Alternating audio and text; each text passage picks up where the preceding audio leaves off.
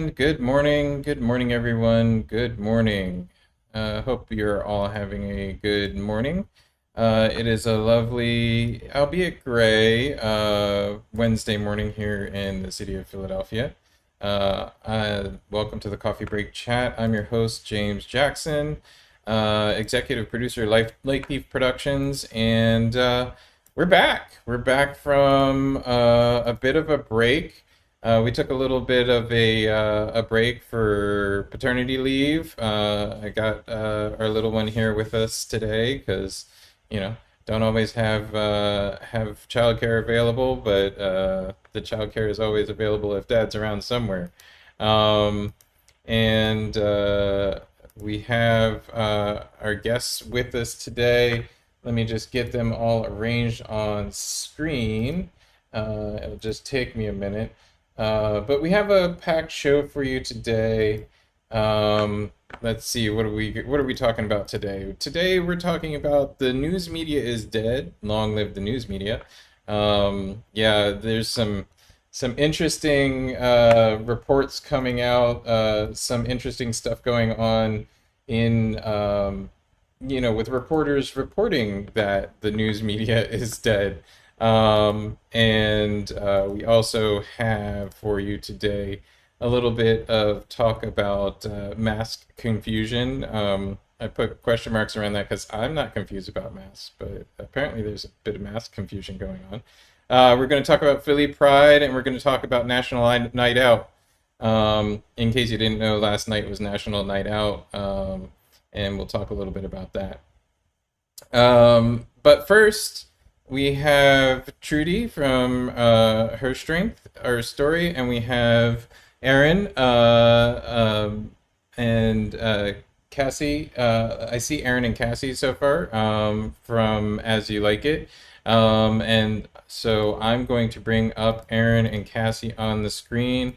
Feel free to unmute yourselves and welcome to the Coffee Break Chat.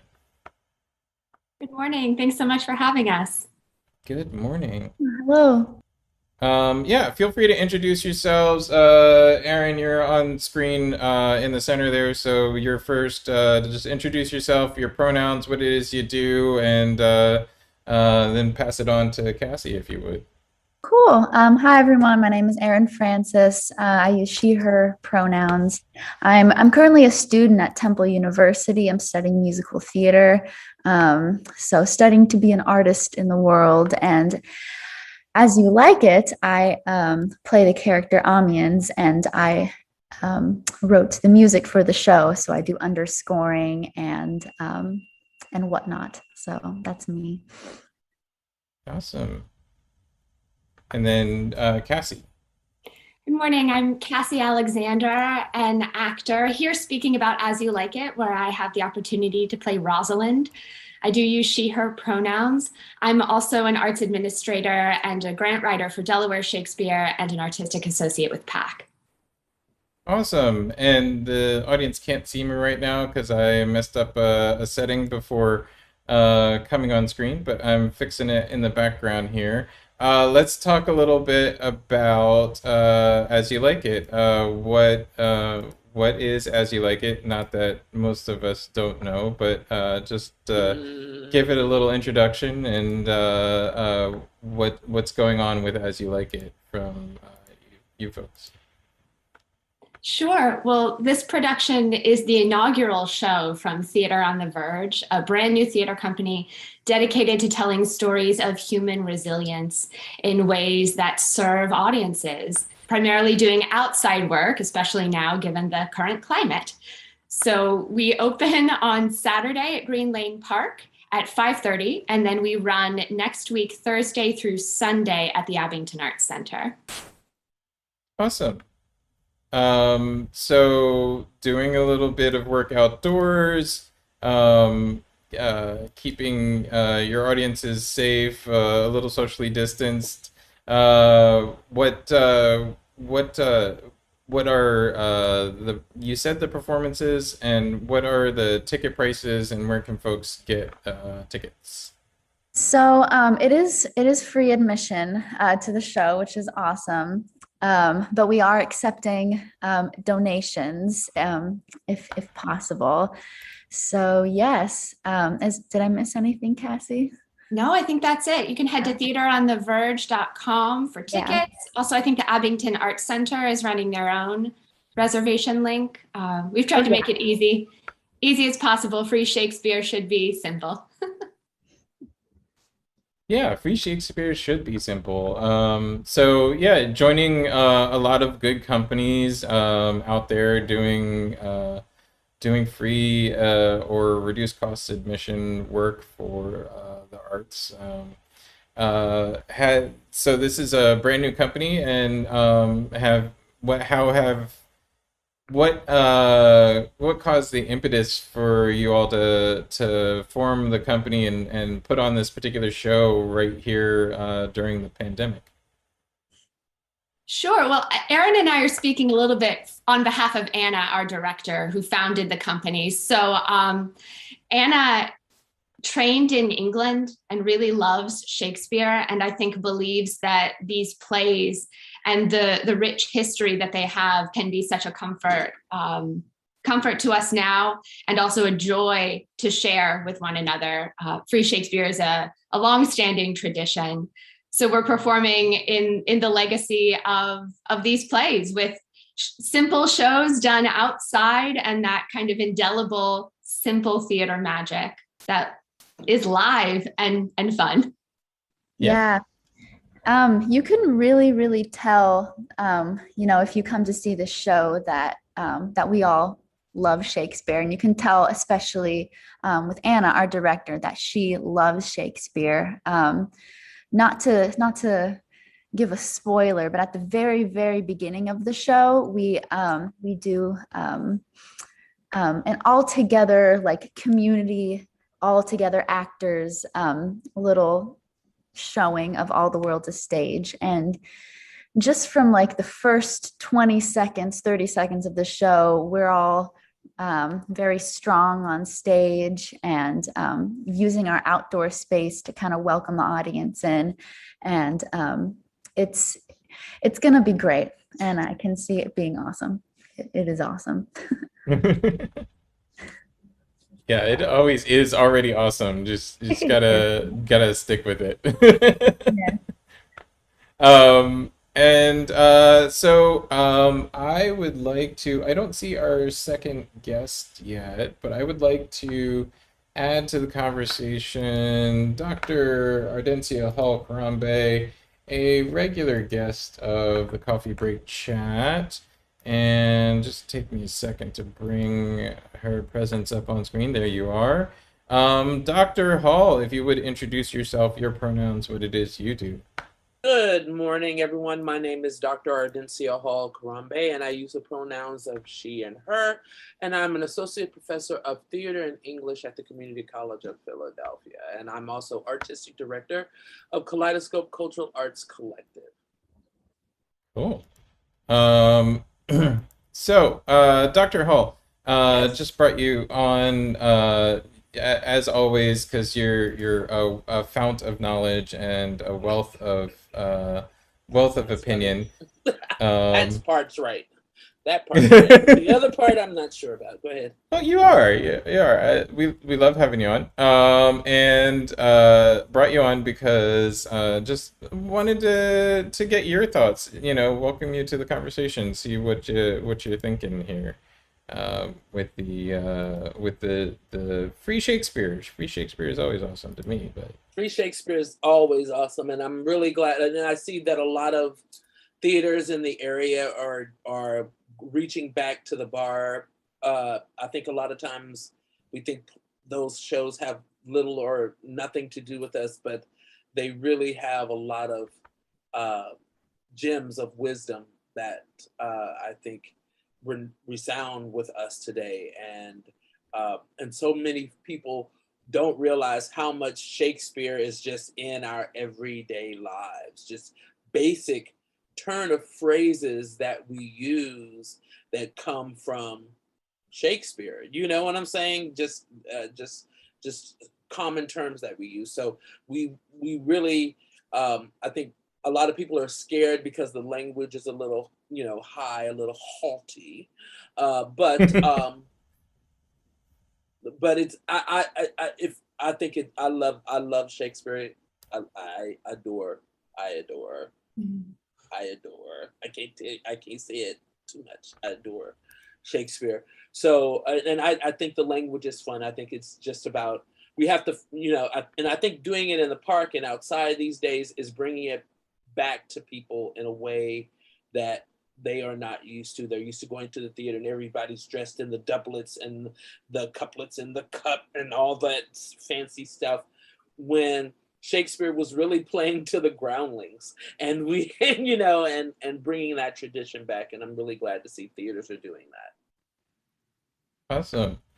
Um, I was on you. Okay, there we go. Sorry, still getting used to some new layout options I have here.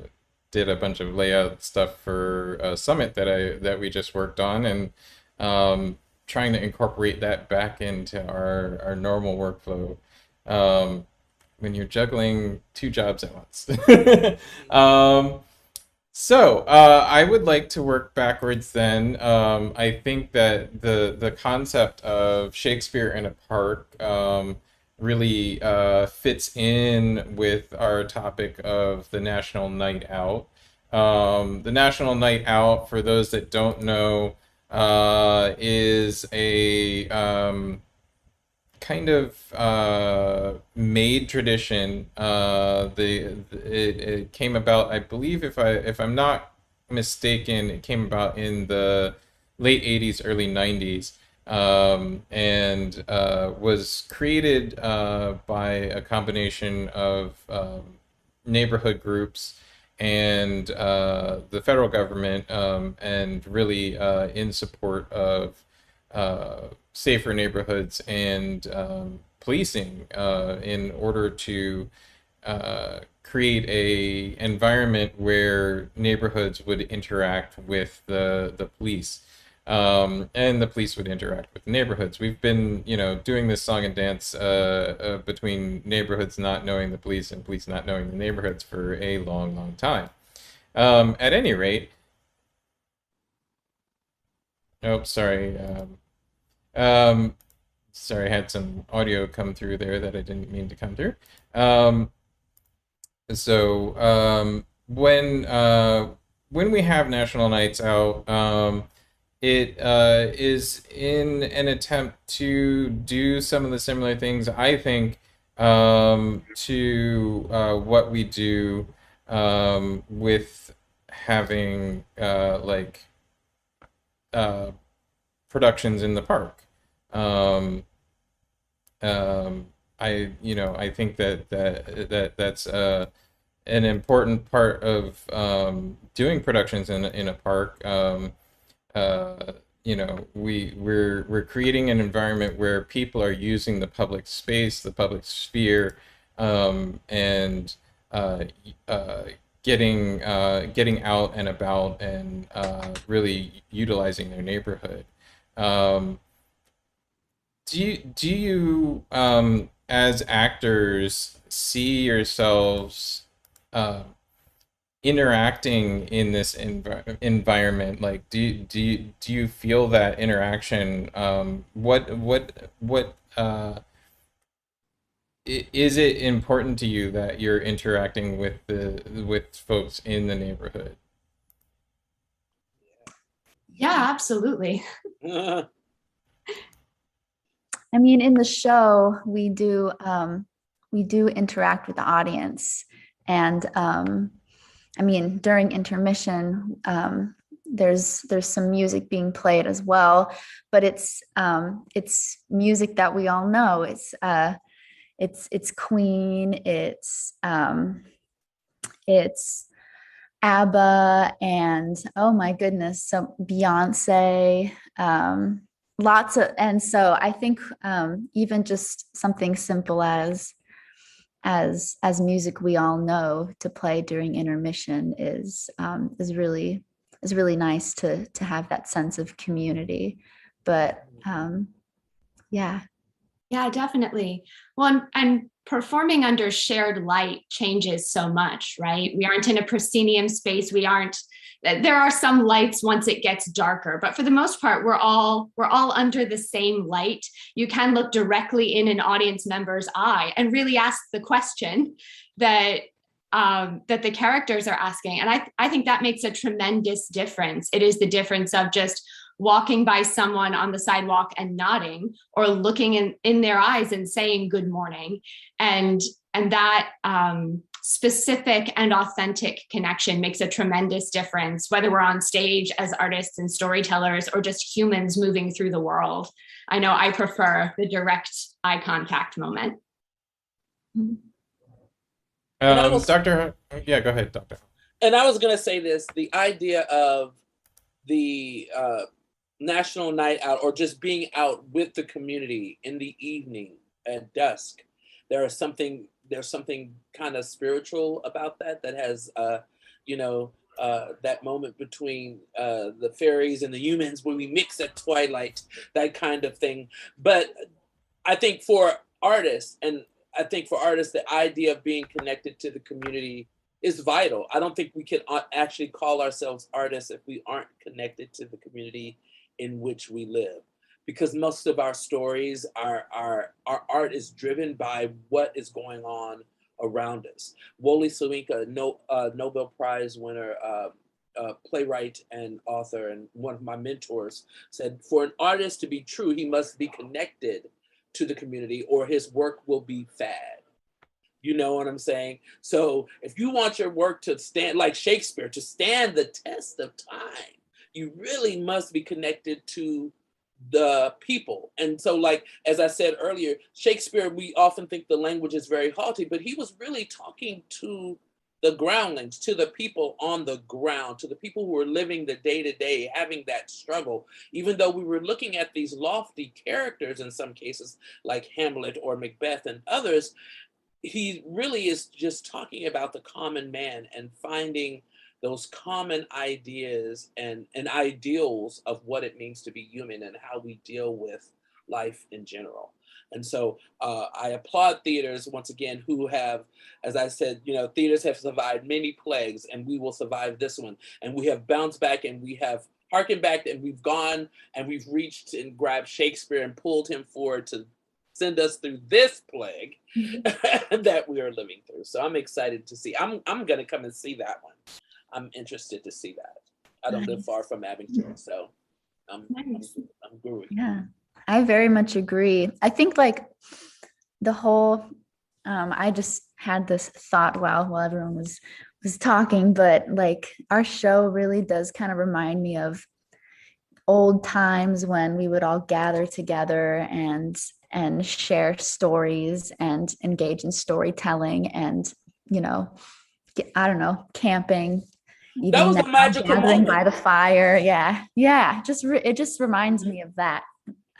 It harkens back to our earlier, I'll use the word primitive days, because I think we're still primitive in some of the things that we do, but then that's another story. But further back, when the only thing we had was the campfire and storytelling and people putting on whatever was around to become something else, and a spoon became a scepter, and a hat became a crown. All these various, and our imaginations were allowed to run wild. And I think being out in the world allows us to do that. Doing shows in the park allows our imagination to be sparked in ways that we don't actually get at watching films or anything, because they can fill in the spaces. Now we can't, our minds don't get the opportunity to fill it in ourselves.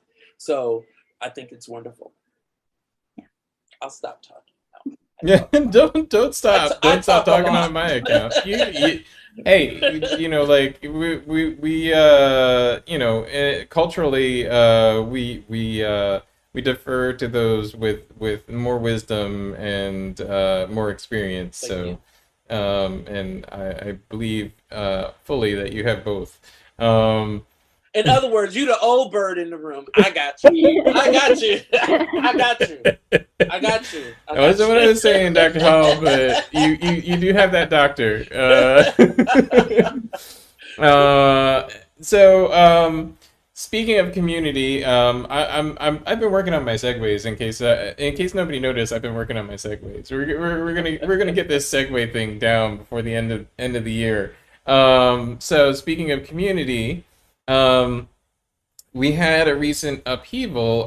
We have the Philly Pride Parade every year. This is where LGBTQ community comes out very publicly in the city, and it's a rare occasion where the LGBTQ community can feel pride in the existence, the lifestyle, the ability to be out in public, and the Philly Pride Presents was the organization that had been organizing, for lack of a better term, organization that organizes. Sorry for the double speak there, but the organization that did the Pride March, produced it, administered it. That organization, led primarily by white individuals, and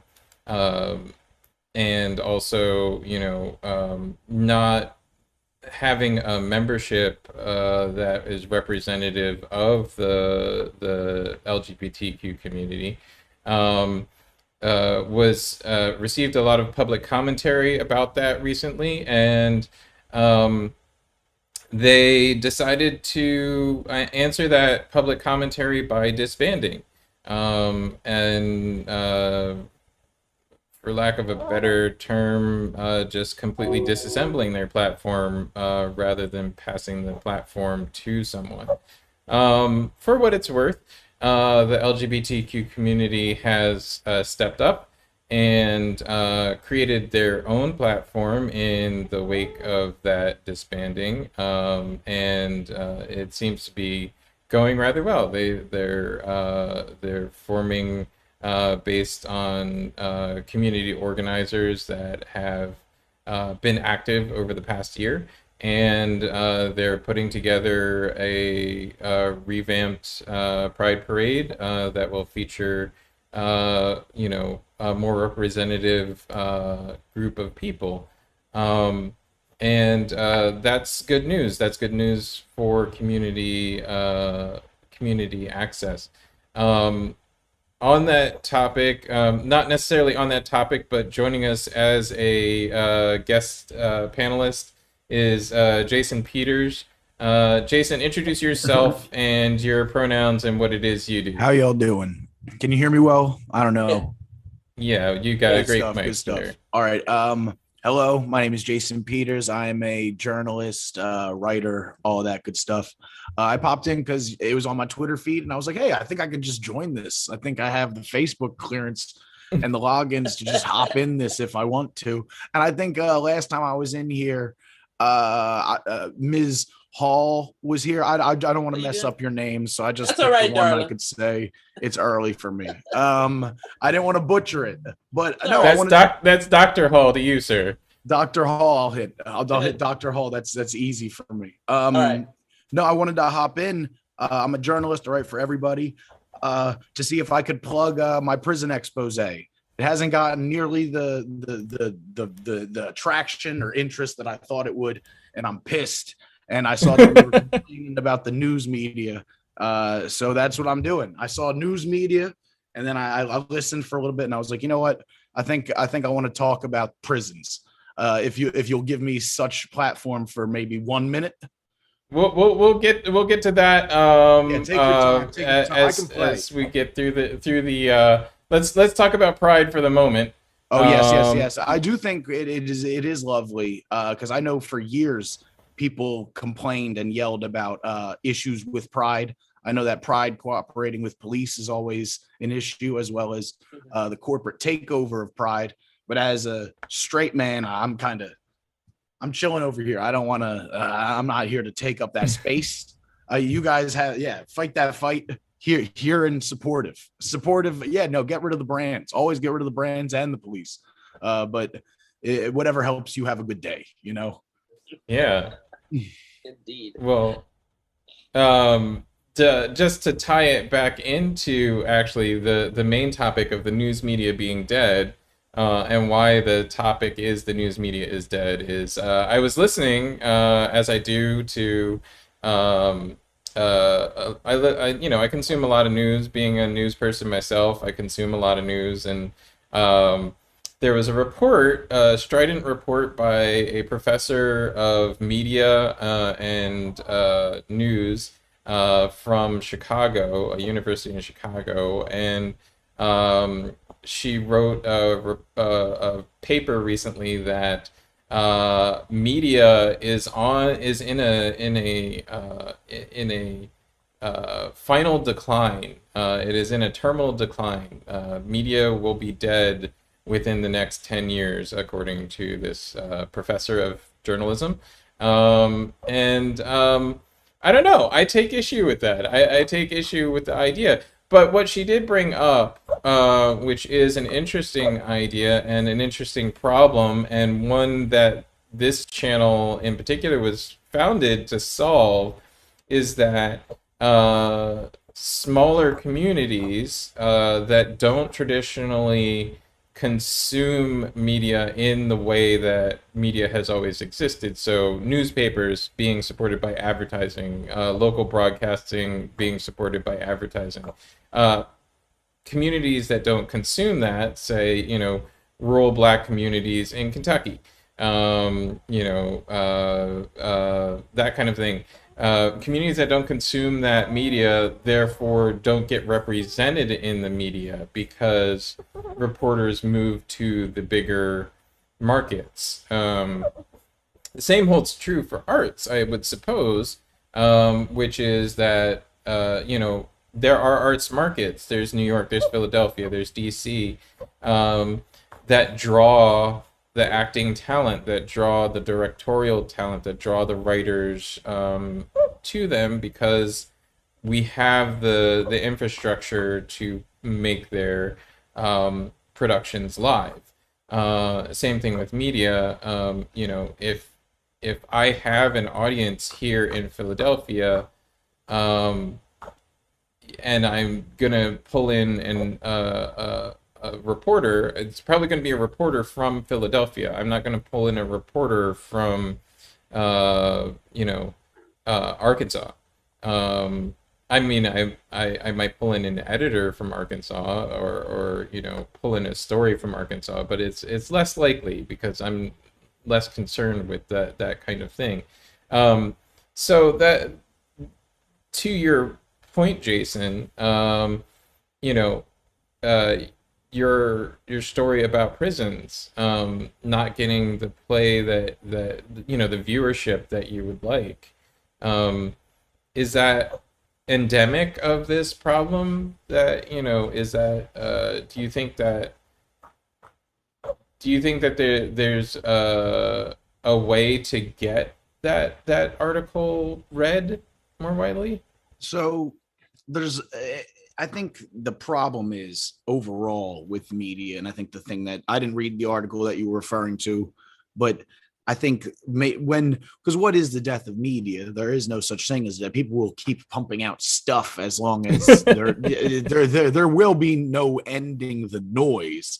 But I think when people talk about the death of media, they talk about the death of a popular consensus. And that is truly what there is no popular consensus anymore. We watched it go from like two different worlds to like now everyone's living on their own little world. And now that has made it hard to cut through anyone, because now we're at this segment with media where everything is being micro targeted. Like now every race has a Disney movie in like the last year. Disney's dropped like 7 race-themed films. There's an Italian one. I didn't see it, but there is an Italian one. Then there's like a Pacific Asian one. There's like they're going after these niche markets, and the same thing happens with news. So if you want to pick the story that best fits your worldview or your narrative, you can easily scoop that up. And of course, it's going to taste better. Of course, it's going to be more digestible than news you don't agree with. So you're going to keep reading that and trusting that, and you stick with it. And then someone like me comes along with no agenda. I just want to do news, and I'm lucky enough that I have a job that pays me well enough that I can do news on the side and really not worry about getting paid for it or what happens with financially. A lot of it gets washed over just because there's not a video element. There's not something people can click on. They have to read the story, and people are not reading stories. As someone who writes stories, reading. as someone who's writing a lot of stories, people do not like reading stories. And the prison one I thought would break a lot of news. I uncovered that the cells in one of the prisons, you can open them. They don't lock. And I was like, this is good. This is big news. This is some news. And it turns out it's not that big a news. Cassie, Erin, Dr. Hall, what do you think about a prison that has cells that can be opened? I mean, I've worked in prisons that have had cells that would open. I taught school. I taught actually theater in prisons that had doors that would open. And certain times of the day they would be. My thing is, as long as the big door didn't open, I'm good. Yeah. No, but these are not supposed to be open. They're picking the locks at RCF, and then they're stabbing each other. And because the prisons are understaffed, so they're often left alone for hours at a time. So then even that's the story. That's the story right there, not just the door opening. Well, I wrote the whole story. I mean, Jason, I didn't read your story, baby. Nobody did. So the only thing I could go off is of the information you gave me. That's about about opening lots. But if they're going out and killing, and injuring each other,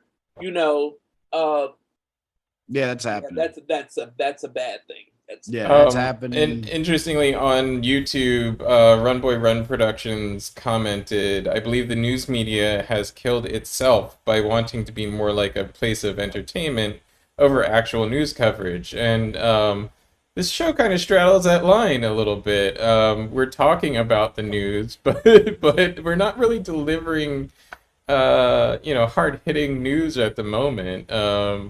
Where do you draw the line? How do you successfully straddle that line? Because the whole concept here is that I'm talking about subjects from a particular perspective to draw in audience, right?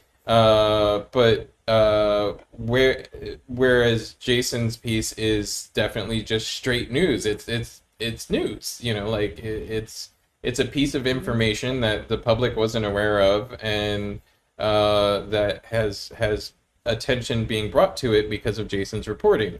How do we get back to a place? Is this a loss of attention in the audience? And we deal with these concepts in theater too. How do you reconnect with your audience, I guess, would be the problem. Is that for me, or is it for the floor? Anybody. It's for it's for the floor. Anybody can pick it up. I encourage conversation around here. No, I'll hop in always if there's a second of dead air. So I try to leave. I try to leave it. I try to leave it for a second. If anyone else wants to hop in, I'll go ahead, Jason. Quick. Go ahead, Jason. No, the idea, first of all, that media killed itself is very true. But things like this need to happen because people don't want straight news. If people wanted straight, there is nowhere to get straight news. The existence of news was always tied to the existence of advertisements. The two have always gone hand in hand. And on top of that, news has also always been served on a spoon of bullshit.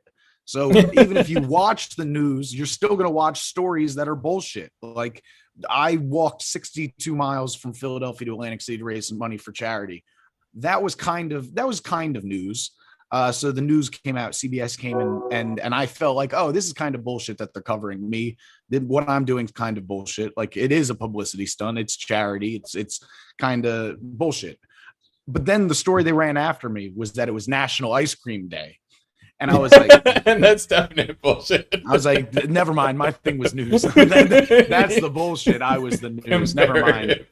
Yeah. So even the news is running squirrels on jet skis, cat videos, National Ice Cream Day. You know. But, so without those pieces, though, like you know, like any survey that I've ever seen of, and I keep throwing this back towards theater as well, because I think that the two industries have a similar problem. Any report that I see of surveys of audience, you know, whether it be news or whether it be theater, you know, the concept is always there of, oh, this is too highbrow, or this is out of reach, or yeah, like I don't want to talk down to my audience. I don't want to like, I you will. know. Well, I will. I'll talk down. The audience is always wrong. I'll say well, that as a creative. They're yeah, not smart I don't mean it people. in that way. I do. I don't agree with the audience. I don't make things for an audience. I make things, and then whatever the audience reacts to it is how they react to it. And guess what? They're wrong. They're always wrong. The customer is always wrong. I wouldn't say that they were wrong, Jason. I think as an artist and as a writer, which I am myself, Yeah. I think about my audience, but I cannot placate to my audience. And so I'm going to write what is real. I'm going to write what I think and what I feel and put it down. And how the audience reacts to that is just that. It's how they choose to react. I can't, if I try to govern what I am doing based on who might be sitting out at in the audience, I might as well stay at home and just chill. Because there's no way in hell that I'm going to please 500, 1,000, 3 people. I'm not going to please everybody sitting out there. There's just, so the only thing I can do is write my truth and write what is real. And that is it.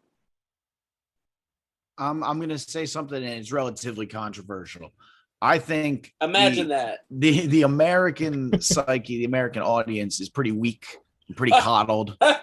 They're very, very coddled, and they've been coddled by the media But for years. okay, so here's why they're coddled, though. Here's why they're coddled. They're coddled sell products. Because yes, to sell products. To sell Exactly. products. Thank you, Jason. They're coddled because we've always intertwined advertising and entertainment. We've always supported the model came about because of radio. You know, we've created this model where entertainment can't be had without supporting it with advertising. So how do you and the conversation in entertainment has always been, how do we get more people in the door? Not and you know, from a writer's perspective, well, not from a producer's perspective, but from a director's perspective, I don't necessarily want everybody in the door. I don't care who comes to the door. I just want the people that want to come to the door to actually come through. And you know, doing stuff out in public like Cassie and Erin are doing, you get a lot of people through the door.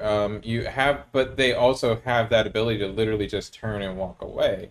And it's not ad supported. So I guess where I'm going with this is maybe the news media is dead, but the news media is dead from the perspective of we need to build a new paradigm, not supporting this through advertising, not worrying about and theater is the same thing. We need to build a new paradigm where we don't have to worry about how many people we get through the door and in the seats, or reading the paper or watching our broadcast. You know, to make work that is adventurous or important. Maybe adventurous and important isn't even the right word. I don't know what the words I'm looking for are, but like the this whole concept bothered me from before I ever read this article, before I ever saw this post, that there are communities that go completely unserved by news and reportage, and that art form in general. And Jason's amongst the people that I know that serve communities, whether or not he's part of them. I know Dr. Hall serves a wide community. I just met you guys, Erin and Cassie, but I assume that since you're doing work in public, you serve a wide community as well, and are open to whomever your audience is. But when you get advertising involved, you're looking for a specific audience. Like I've worked in the advertising world, and one of the first things, I'll talk to you guys, my audience. One of the first things you ask in the advertising world is, who's your ideal customer? Because you want to know who you're trying to attract with your advertisement, with your photo, with your video, with whatever you're producing. Um, so that's the problem when you get entertainment involved in that narrative. So how do we break that? What, just spitballing with you guys, what do you think, is just public performance the ideal way? Is there some other way of breaking down this narrative? I'm gonna throw it to Erin and Cassie so that you guys get a word in edgewise. I've been thinking a lot. James, you said something about what is it that we want to do with our audience. And the word that springs to my mind is to engage them. And I think the difference between theater, which is a communal storytelling experience, and reporting or news media, where you're sharing facts, is that in theater, hopefully that's very true, is that in theater, the artists who are on the stage and the audience are building the story together. There's room for the audience to fill in with their own imagination. And our job as the artists is to sprinkle a trail of breadcrumbs along the way, but to leave room for imagination to be very present. A lot of the work that we've been doing is figuring out how this Shakespeare story that everyone knows rings true for us, and the specific way that we want to tell this love story. And for me, I think a good theater that engages an audience is free and invites the audience to come in and to bring their full selves and to participate in this storytelling journey. Yeah, I've been thinking a lot too. And mainly, so I saw TikTok the other day, and so this isn't my words, this is a TikTok. But they were talking about when people think of American theater, what do people think of when they think of American theater? And a lot of times that's Broadway, and that's the big stuff, when really American theater is everyone and everything. And it's the small communities, and it's the big communities, and it's the medium-sized communities, and it's everyone and everything. And I was thinking, is there a difference between something, like a big musical or guerrilla theater or Shakespeare? There are differences between these types of theater, but either way, we're all sharing something. No matter what it is, we're all sharing something. And I think with Shakespeare, we're sharing, as Cassie said, a love story and what's true to us as a cast and as individual people, and that will to the audience, to individual members of the audience, speak in myriads of ways. I think I have more to say, but I'll stop talking for now. Dr. Hall, you had something? Well, I was just going to say, Aristotle said the purpose of theater is to teach and delight. Mm-hmm. And so the whole idea is that we deal as human beings, and I'm gonna quote Mary Poppins: "A spoonful of sugar helps the medicine go down." We have a tendency to want something good, something sweet as we consume something bad. And so we have local news that fills us up with National Donut Day. How many damn national days are there? Because every time I turn around, I'm just asking on a personal tip, there's another damn national day. I just don't know. But anywho, they fill us up with all that fluff, all that sugar, so that when the real stories come across, we're in such a glucose sugar high that it doesn't register. It takes it a few hours before it really sinks in the magnitude of some of the stories that come across our news palette. Is it our responsibility? Sorry, just to. That's okay, darling. But is it our responsibility as storytellers, whether we're telling news or we're telling theater stories that have been told over and over again, is it our responsibility to push that importantness, the important angle that we've found out there repeatedly? Like, because, any story that you're trying to communicate, you have to repeat it before somebody will hear it. Is it our responsibility as storytellers to do that repetition, or is there a way that we can bring that attention in without doing the repetition? No. Nah. I don't. Nah. Hey, baby girl. But anyway, I will say I'm going to say no, because most of the time we learn stuff through repetition, and so and if you look, and this is going back to the roots of theater itself, there were no newspapers in ancient Greece. So theater was the way that people found out information. The arts became the way. And so that entered that hook. So people and they were required as citizens to come to the theater to watch in order to learn laws, to understand what's going on in the communities. It was the newspaper. When newspapers became invented, they shared in that sense that they gave more people the opportunity to know more about what was happening in the community at large. And through that repetition, I think people are able to, that repetition of hearing the story and getting various angles, I think, on the story, people are able to then draw a stronger conclusion for themselves about what to think, when it comes to an issue. But so many of this, and this goes back to something that was said earlier, so many people don't read anymore.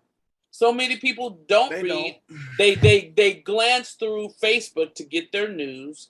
They don't sit down. They don't order newspapers. They don't have them delivered to their homes and take that Sunday morning. I remember just Sunday mornings sitting at the table, going through the New York Times or the Houston Chronicle. I'm from Texas originally, so my parents would go through the Houston Chronicle from cover to cover, from coupons to obituaries to whatever was happening. We would read that newspaper from cover to cover throughout the whole week. And people don't do that anymore. And so they can pick and choose. So I think to say where all of this starts, I don't know, but it all is interconnected with the fact that we see that there is a crisis in education. So there is a crisis in news. There's a crisis in our society. There's a crisis in the law.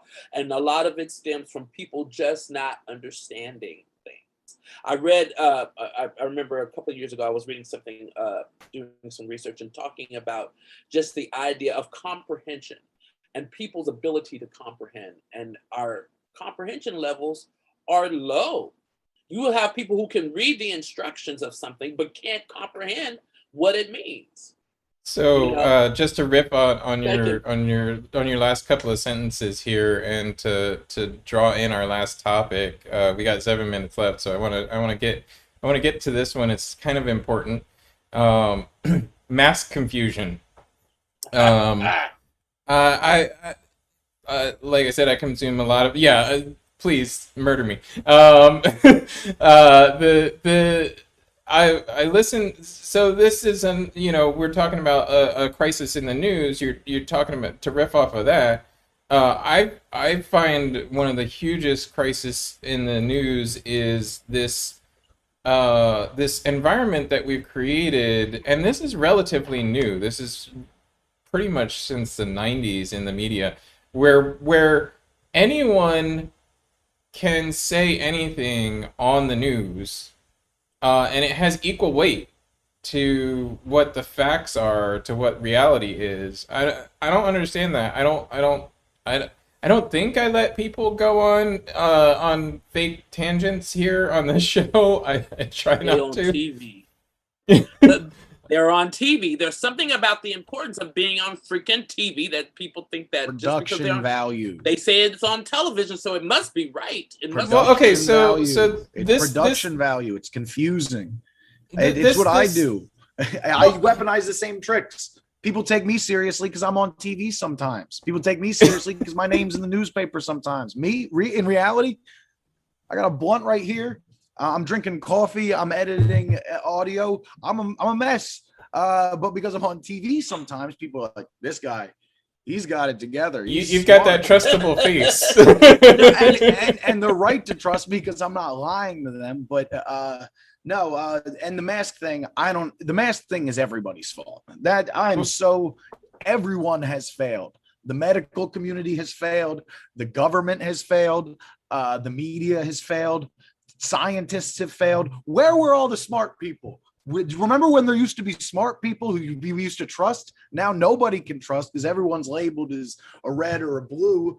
And if you're red, you're against the blue. And if you're blue, you're against the red. So if one person's saying one thing, you're going to automatically be mad at them. And then if one person's saying something, you're going to automatically be mad at them. So there cannot be continuity. There cannot be the aforementioned popular census, whether you're talking about masks, vaccines, Colin Kaepernick. It's all the same shit.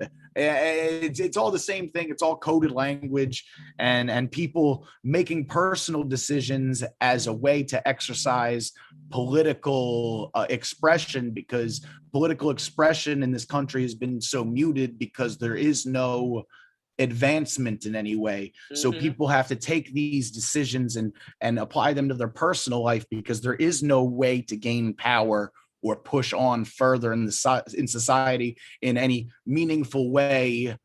It takes a lot of work. Yes, it's easier to get mad about masks than it is to actually fix the pandemic. Yeah, participating in the government used to be something that anybody could do. Now you have to raise, $150,000 just to get started. You could say $1 million. Yeah. Well, you need $1 million between all your donors. You usually need about 500,000 of that yourself before you actually get declare your campaign. But you need 150 in the bank before a campaign manager will even look at you. I've looked into this. Same. I've got my plans for how I'm going to become president, but I can't announce. I can't announce right now. Yeah, I'm a little late on the running for president stage because I'm in my 40s. So I don't have the time. Here's I'll leak you my plan. The plan is to announce that I'm running in the 2040 election, like next year, and make a bunch of promises and call my shot, be like, hey, if nothing's better by 2040 and none of these parties can figure it out, I'll do it. And then just slowly build. If I'm successful till then they'll be like, oh, that guy said he would. And then I'll be like, yeah, all right, I'm here. I'll be the president. I don't think I'll be old enough. So I think I'll have to be like 2044, but. So the reason this whole topic came up is because I was listening to Bloomberg Radio. Bloomberg Great guy. But it's finance. It's high finance. It's not. He does tend to be relatively neutral political wise, other than leaning a little bit towards anything that is pro business. Never trust an outlet who's named after a person who's still alive, especially, and whose track record you can watch. but I was listening to the Bloomberg report, and they had on the Retail Association of Massachusetts president, and they were talking about masks in a retail environment, and he was saying things like for employees, it's the status quo. People are just, doing what they did before the pandemic, and if they're comfortable wearing a mask, they're wearing it. If they're not, they're not. Um, it's and passing off this whole this idea that there's mask confusion, that there's confusion about mask wearing in the public. I don't think there's actually any confusion. I don't think even the dumbest person doesn't understand what a mask is for at this point in their life. Like, maybe if you're 5, you don't understand what a mask is for, but I don't know. Am I missing something? Am I missing like a huge chunk of experience that like, are any of y'all running into people that they're like, well, what am I supposed to do with this thing? Not No. not in a long time, but like I said, I just think it's people have not. It's not that people are confused. It's people have thought about it, came to whatever stupid decision they've made, and then that is what they pick. The easiest way They're to sticking with it. and then the easiest way for a Bloomberg writer to interpret what like an anti-mask guy thinks, they'd interpret that as confusion. I just think it's bad writing. Yeah, yeah, agreed. And I think that go ahead, Erin. Oh, I was just gonna say, sometimes I think it's sad how just political masks are, because I've had like friends tell me like, oh, I don't want to, I don't feel like I need my mask right now. We're in this situation, but I feel like I should because I don't want people to think I'm yeehaw, is what they said, as in, an anti-masker. So it is interesting. I think a lot of the confusion is just like, do you want to be seen as a specific type of person or not? Which is weird. I mean, I'll totally cop to that. I definitely wear a mask outdoors. Have worn a mask outdoors because I want to display what is it called? Modeling ideal behavior. Yeah, I want to model ideal behavior. Huh? Yeah. And I've done the opposite. When I traveled to the South. Nobody was wearing a mask in the South. I drove through the whole country. I've traveled more during COVID. Woo, I'm a bad person. No, I'm a journalist. I did it for journalism. No, I covered inauguration when it was militarized. That was Mask City. Drove to New Orleans for a bachelor party. Not a mask in sight as soon as you crossed south of the Mason-Dixon line. And in New York, masks everywhere. LA, masks everywhere. Jersey Shore, no masks. So it just depends where you are, and often just on the socioeconomic class. And what's it called? I'm going to bounce out of here. It was lovely seeing y'all. I got to continue to edit this podcast for Hot 97. Have a good morning. Bye, lovely Jason. Seeing you all. Lovely meeting. Thanks, Jason. Nice seeing you, Dr. Hall. Lovely See you, seeing you, James. Congratulations on the baby again. Thank you, Jason, and thank you for joining us. It is 11 o'clock, so I want to be respectful of y'all's time and get you out of here. Any last thoughts, Erin or Cassie? Get vaccinated and stay safe. All else said, everyone stay safe. That's all I'm going to say. And join us for As You Like It. We'd love to welcome you. Come see the show. And actually, I'll just run for a hot second. I think this show is a beautiful return to communal experiences. We begin in the court where the threat of death is real and where everything is bleak. And then we go to the forest where everyone just finds themselves and love. And there's beautiful music that Erin wrote. So please come and woods. I'm excited Cassie's to see it. amazing as Rosalind. I'm excited to see it. And James, she held out just to the last minute. Way to go, baby Yeah, girl. she knew she had a 11 o'clock out. She was like, nope, I got this 11 o'clock. You You take can't, it too long, Dad. You take it too you're taking long. too long. Too long. You take it too Um, long. all right, so I'm gonna sign off. Thank you. Any last words, Dr. Bye. Hall? No, Thank you, Dr. Hall. everybody be good. Thank you. It was a pleasure Yeah. to meet you. You as well. Thank you. Thank you for coming on, and thank you to all of you for watching. And really appreciate it.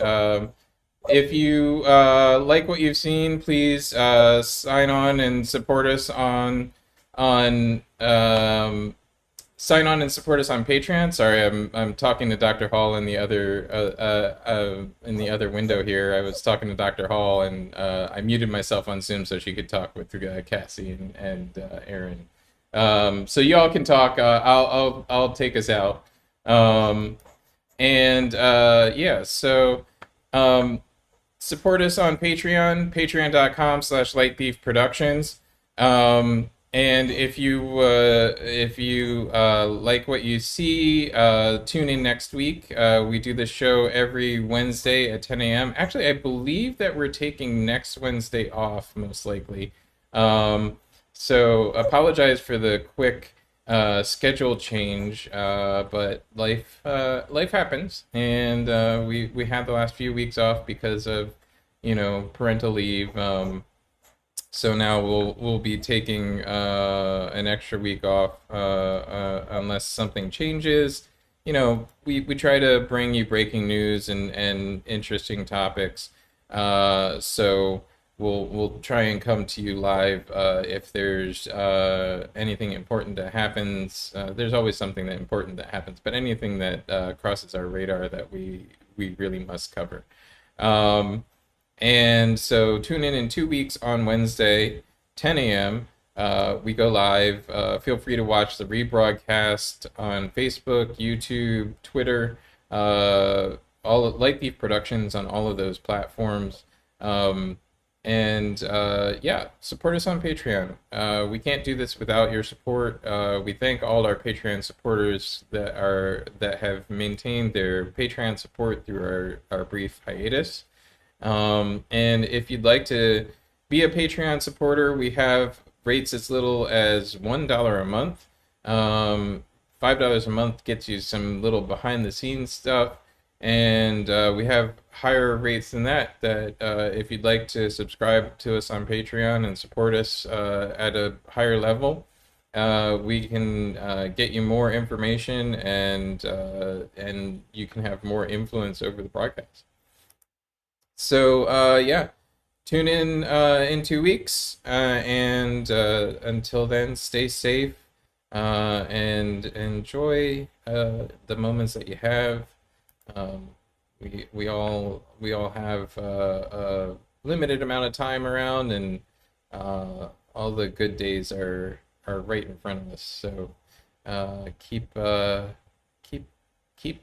and keep enjoying yourself, and keep participating in your community, and getting out there and doing the things that really count. Really appreciate everybody, and I'll see you again soon.